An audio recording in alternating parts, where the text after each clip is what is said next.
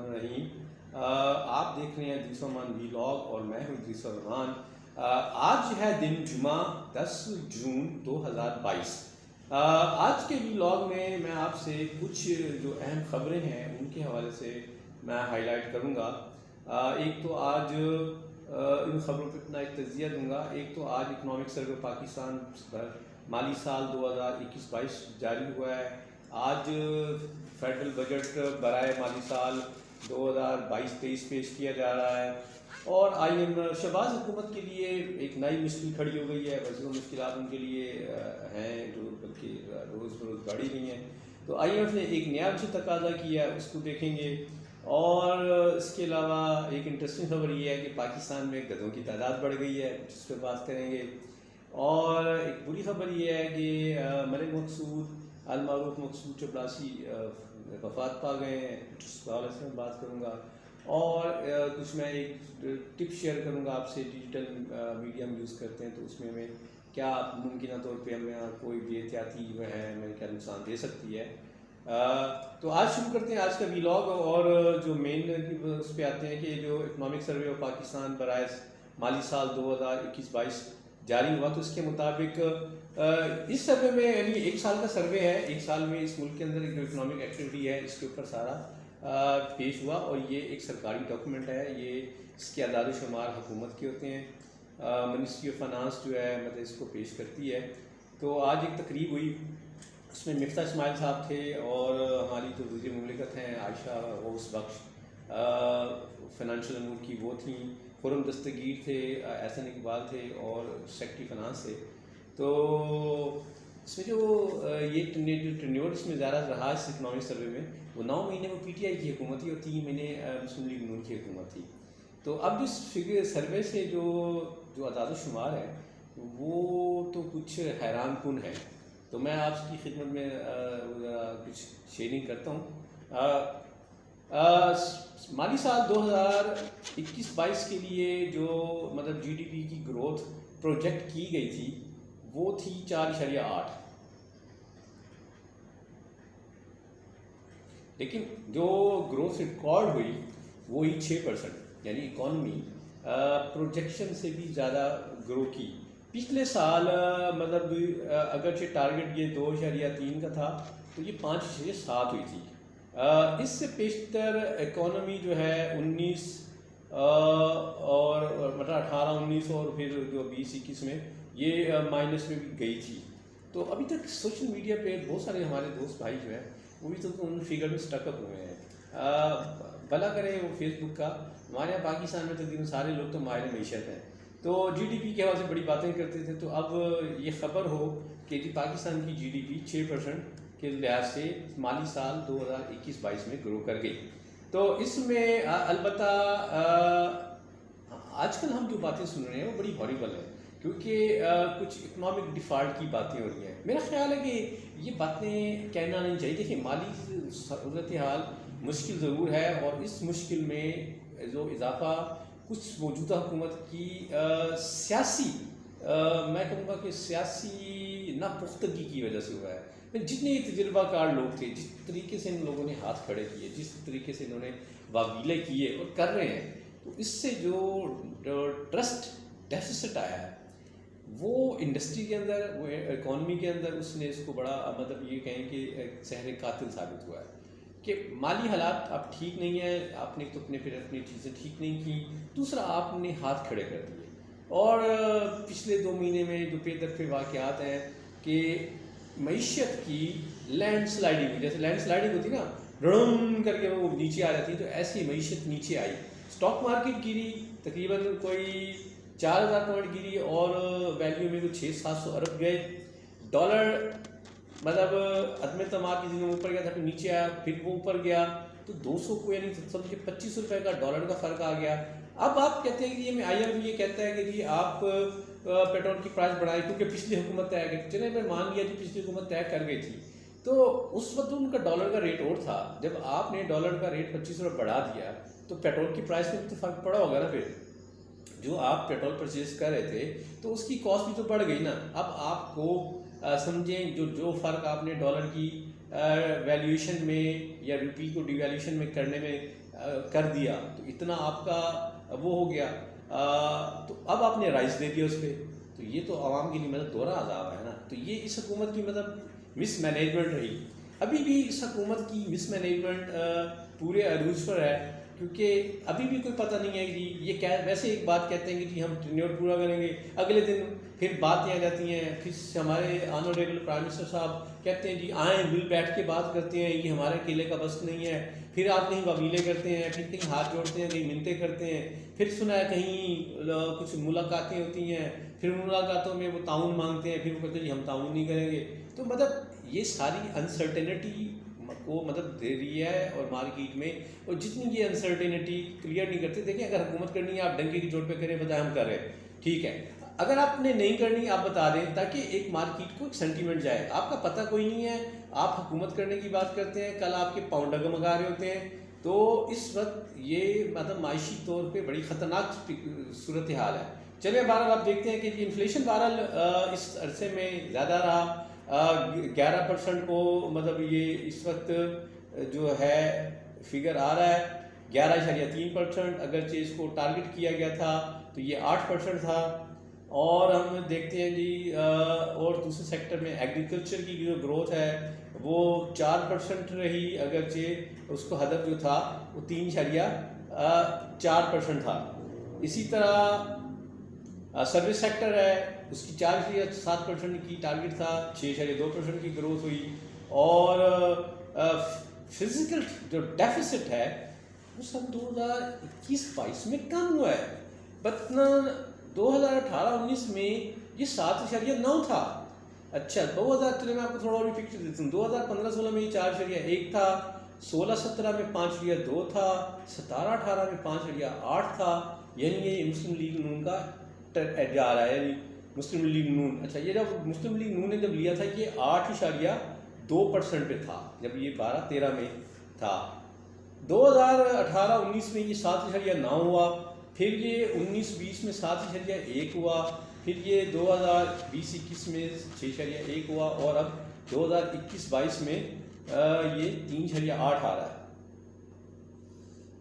اچھا قرضے لیے گئے، مطلب شور مشتری قرضے لیے گئے، لیکن مرضی کی بات یہ ہے کہ اس وقت اگر ہم بات کریں مختلف ٹینیور کے لحاظ سے تو جی ڈی پی کے ریشو کے لحاظ سے 2021-22 میں جو قرضہ لیا گیا وہ جی ڈی پی کا 5.1% ہے.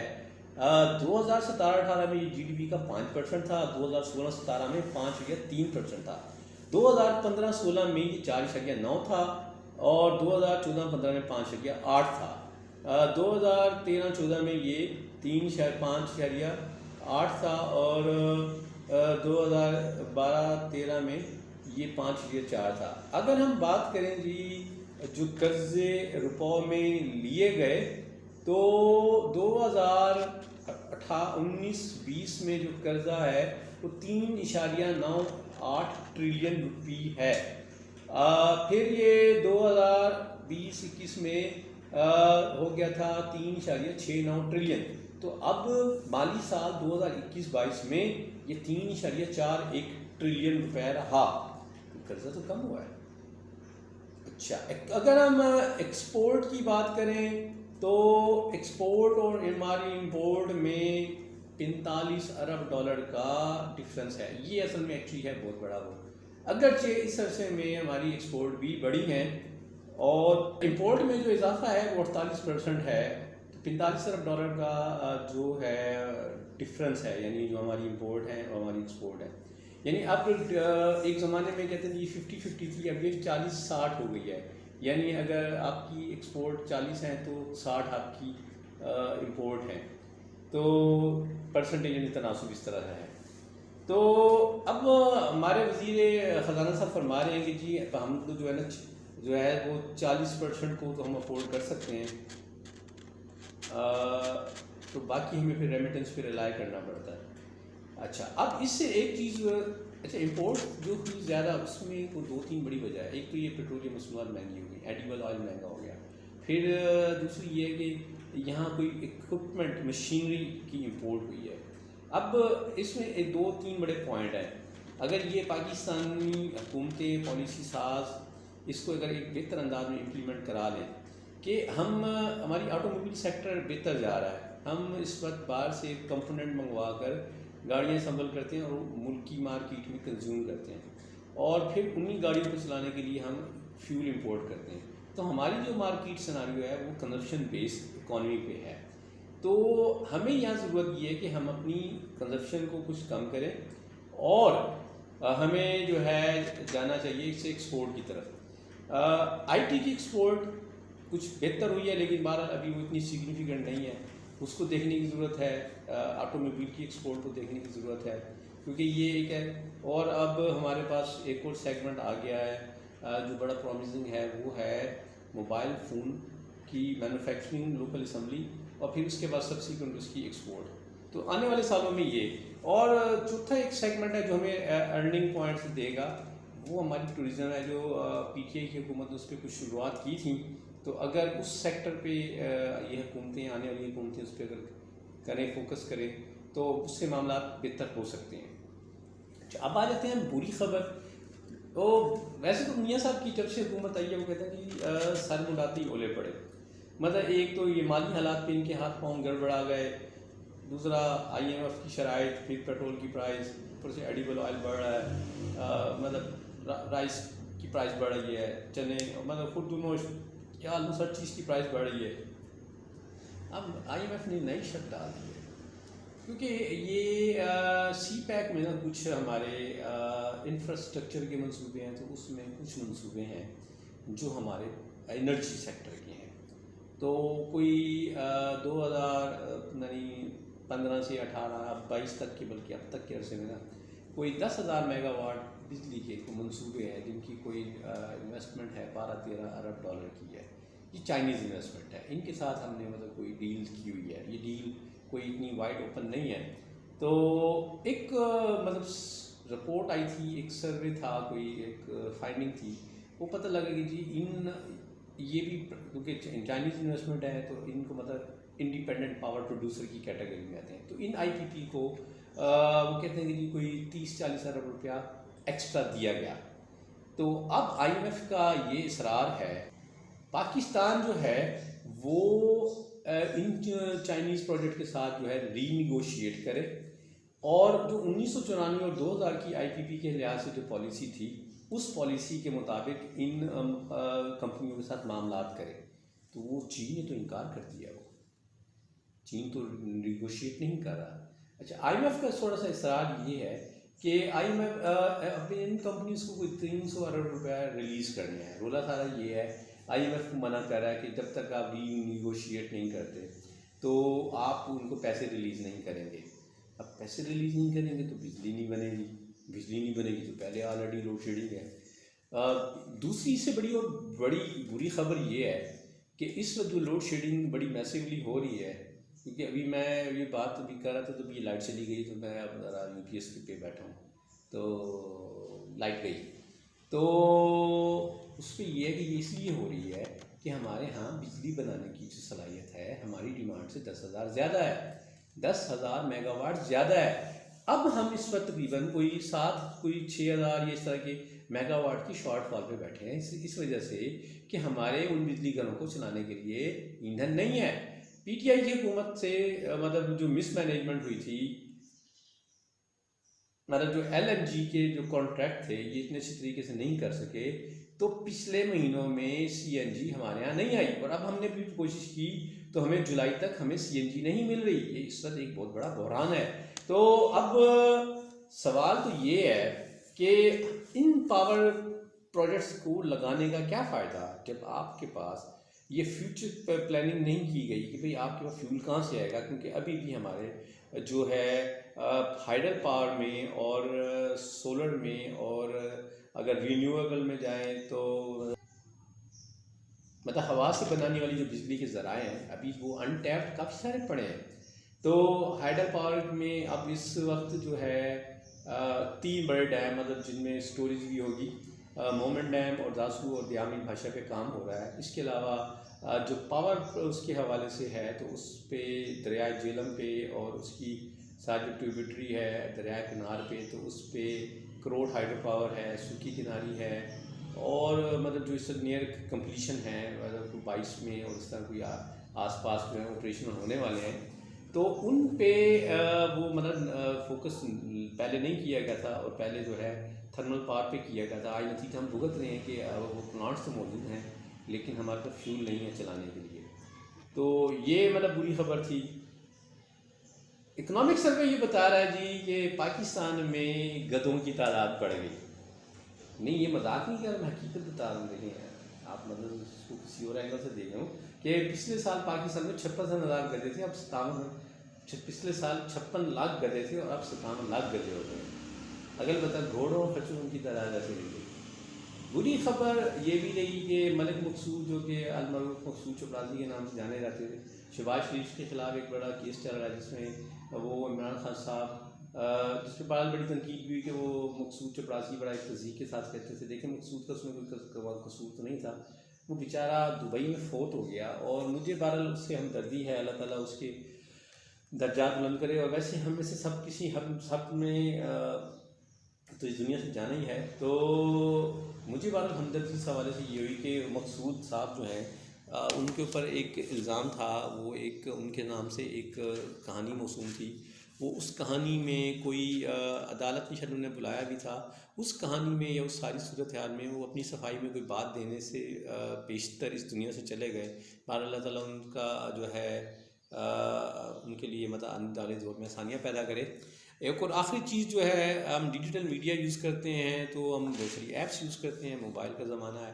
تو ایک ایپ پاکستان میں بھی آج کل آ رہی ہے جو آپ کو کہہ رہی ہے کہ آپ کو فوری طور پہ قرضہ چاہیے تو بغیر زمانہ کہ آپ کو 25,000 کا قرضہ مل جائے گا. کچھ فیڈ بیک یہ بتا رہا تھا کہ جی وہ ایپ جو ہے کافی سارا جو ہے وہ اس پہ سود لیتی ہے اور اس سے مینی ٹائمز بلکہ وہ رقم وصول کر لیتے ہیں. لیکن انڈیا کے حوالے سے ایک بڑی ہاریبل جو ہے وہ نیوز سننے کو ملی کہ ایک صاحب، کہانی تو بہت ساری تھی لیکن انہوں نے ایک صاحب کے حوالے سے بتایا کہ انہوں نے کسی ایپ کو دیکھ کے کہ جی وہ فوری طور پہ قرضہ چاہیے تھا، جی مل جائے گا، اور انہوں نے CFC NIC دیا اور انہیں وہ قرضہ مل گیا. اور تیسرے چوتھے دن اس کمپنی نے ان سے تقاضا کیا اور ان سے 3 گنا رقم کا سوال کیا کہ وہ نہیں دیں گے.